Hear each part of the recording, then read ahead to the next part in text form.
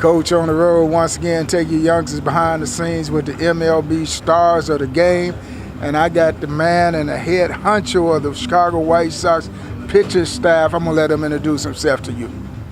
Ethan Katz. Nice to have you. Nice to be here. Ethan Katz. Tell my audience a little see, now you get me nervous. Tell my audience a little bit something. Tell my audience a little something about yourself. Yeah, born and raised in Los Angeles and now currently in Chicago since I got this job. But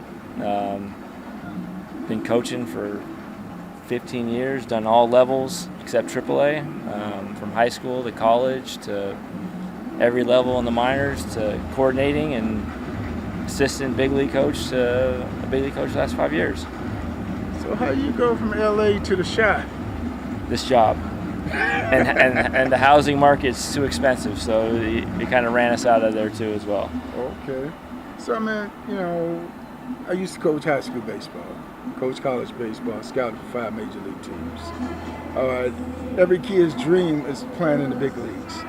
How does one become a pitching coach in the big leagues? You know what? Like I've always focused on the players. I never thought about being a big league coach. I just was coaching high school by accident, helping out while still trying to be a player. And I thought, you know, I'm really enjoying this. And they asked me to kind of stay on, and I kind of gave up my playing career. And I said, I really like helping others, and kind of just started there. And then was doing some pitching lessons and started really enjoying working with kids. And then I felt like it was time to try to do something a little bit more challenging. So I did the college summer league to kind of see what that was like, from getting players from big time universities and just trying to see like maybe I can learn something and hear something about their coaches and help them in some sort of way, and really bonded, and it really kind of opened my eyes that like maybe I can really, you know, help all levels. And then I was fortunate enough, helping college kids. Scott Service was the Angels' assistant GM at the time. His son was on the team as a catcher, and he really liked how I worked with the pitchers and the catchers, and offered me a job with the Angels. He said, I wanted to hire you. And we just won the league championship, and I was basically like, okay, I'll never see you again, but I appreciate the compliment. And he called me 2 days later with the job in Arizona, and I took it. Well, you know, we got similar stories. You know, again, I told you, I coached high school, college, but always had successful teams. I had Luke Collier, some of those guys, Emil Brown that played in the big leagues come through my program. And I knew all the scouts here in the Chicago area. And one day, one of them asked me to scout for them, and it just opened one door to the next, and I wound up 5 different teams. Everybody asked me, well, how did you get to be a major league scout? I said, I don't know, I was asked. That's kind of like, I've never really tried to get anywhere, so to say. I just tried to help people in the position that I'm at, and you know, I've been fortunate enough that a lot of people along the way have been very complimentary about me, and I think, you know, word spreads, and building a good reputation, it goes a long way in this game, and that's kind of all I've really focused on, not trying to worry about what's next, or just trying to focus on trying to help guys in their careers. So you got the luxury of helping develop major league pitchers for the Chicago White Sox. I mean, what is that experience like? Oh, it's great. I mean, it's the best job in the world, in my opinion. You know, every day I get to work with a great group of guys that are open, hungry, want to get better. When I got my first job in the big leagues, Gabe Kapler made it clear to the coaching staff that you know, for us, like, hey, the big leagues is still a developmental league. And I saw eye to eye the minute he said that, and I couldn't agree more. Like, guys here at this level still want to get better. They still want to get the information. They don't have it figured out, no matter how good they are. And it's something that, you know, it's nice to see, and just trying to be a support along the way. Now, how challenging is it working with so many different pitchers that have different styles, techniques, mentalities? Yeah, I mean, it's a challenge. But, you know, you build that relationship. The player over time gets to know, like, you know, I'm here for them.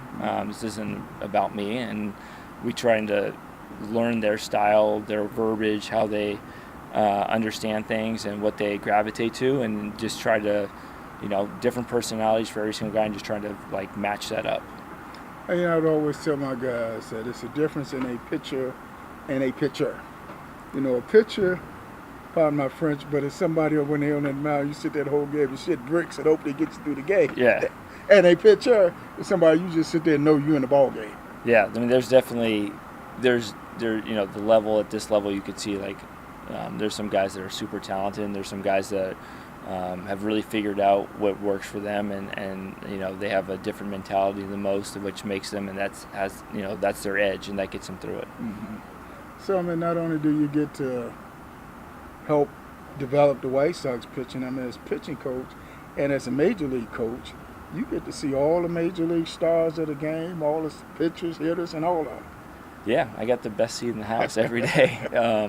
Hopefully most of the nights, we're in a good spot, we're pitching well, and then I can, take a step back. But it is nice to kind of see some of the, some pitchers that I saw, like, growing up are still throwing and doing well, and trying to see what they do well, if there's anything I could take away to help, for our guys over here.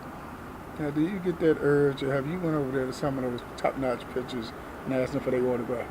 My son puts me to work. He wants everyone's autograph. Oh, you gonna blame it on your son now? Yeah, he's the one. Dad, I want to so-and-so. I want to meet this guy. I want to so. So how many of you got framed in your closet? He got Paul Skeens the other day. He was pretty excited about that. Uh-huh. I'm gonna have to hang out with little Shorty there and give me some autographs. So I mean, again, the challenges of being a pitcher in big leagues. I mean, when the team is doing well, the pitcher staff doing well, then you look great, and then when they're not, all of a sudden, everybody want to point the finger. Yeah, I mean, it's, outside noise is outside noise. It's more about, like, what's going on. Are you seeing changes that need to happen, or are guys developing? Are you going to win every game in the big leagues? No. It's a very tough league. It's really hard to get wins, but more focus on the process and, like, watching guys. Are guys taking steps forward? Are they developing? Are they learning from their experiences to be able to get better? Like, that's all in all, and like kind of see where the cards lie at the end. But, like, trying to really focus on, is there adjustments that we had? Do we need to add a pitch? Do we need to change something with the delivery? And trying to be on top of that. My first encounter with the White Sox go back to Lamar Hoyt, Britt Burns, Tex Worthington, and Richard Dodson. They always had a history of a good young pitching staff. Yeah, I mean, those are a lot of guys. I know quite a few of those names. So, like, it's, having a young core is obviously really nice, because hopefully you're going to get a lot of time with them to kind of, watch their development. Some of the tougher challenges is, you get a guy, he's gone, and then, but when you get spend quite a bit of time, the rapport is usually built really well.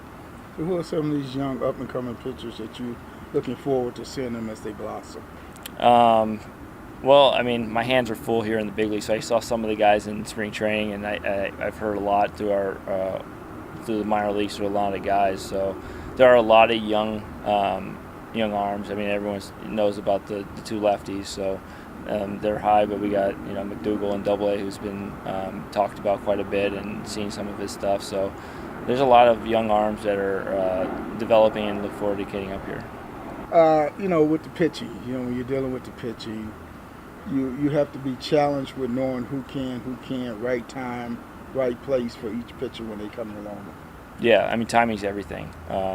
Timing is really important, because you acquire a guy and you tell him he needs to do this, or if there's a guy that's struggling, and the timing of it, of the information, you got to make sure, like, you have your ducks in line, and the information's right, because if it's not, you can lose a player quickly. So it's like having the right information, being able to show what's going on, and having the information, the data behind it to kind of support that, it goes a long way. And I would always tell my guys that you got to eat, drink, and sleep this game. So I can imagine as a major league coach, major league pitching coach, I mean, you pretty much got a 365-day-a-year job.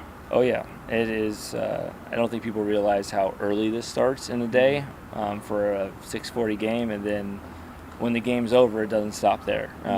There's still stuff that kind of goes on, and then you wake up and you you're starting to prepare for the next day and dealing with the next stuff while trying to get ready for the next series as well. So it's like it's nonstop. And then in the off season, you got to try to stay on top of the guys, make sure they're working and making adjustments that you guys talked about. All right, last two questions. What's your thoughts about Chicago? I love it. I love Chicago. I absolutely hate the traffic. I think it's the worst I've ever seen. And LA being from is worse. LA is way better. I can assure you that. I've never seen anything like Chicago. That is my only complaint. Rush hour is something else. It is. I mean, I didn't know rush hour is at 11 p.m. at night after a game either. Have you had Chicago pizza yet? Oh yeah, I've had quite a few places. Deep dish or thin dish? I like both. So it just depends on the mood. Coach with the man. I play. I appreciate it. Yep. What's up, little fella? You say hi?